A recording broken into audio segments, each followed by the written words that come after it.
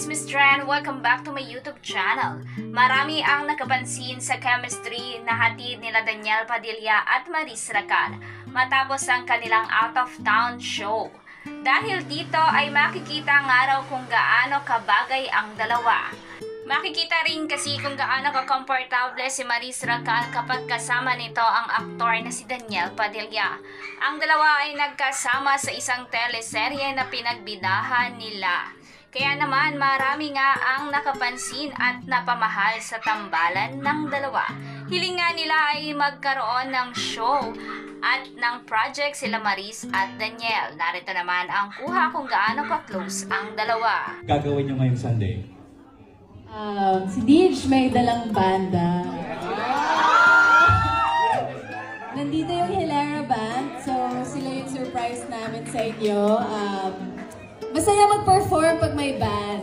So, expect like a lot of music, kantahan, sing-along. Si DJ may dance prod. Sampol! Sampol! Sampol! Sampol! Wow! Wow, sampol! Ayun. Ba't ko mabili ka?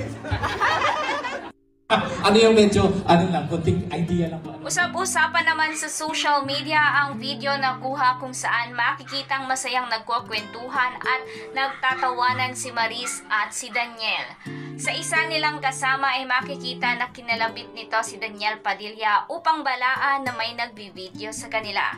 Komento ng mga netizen ay tila malalim ng araw ang samahan at ang closeness nila Maris at Daniel. Kaya naman ganito na lamang ang reaksyon ng kasama nila upang sitahin upang hindi na nga magkaroon pa at bigyan ng issue ng netizen.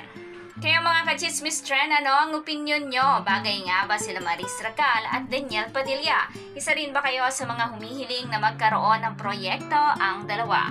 Comment down below, and if you like this video, please subscribe my YouTube channel and click the notification bell para mas updated ka ka-Chismis Trend. Thank you for watching!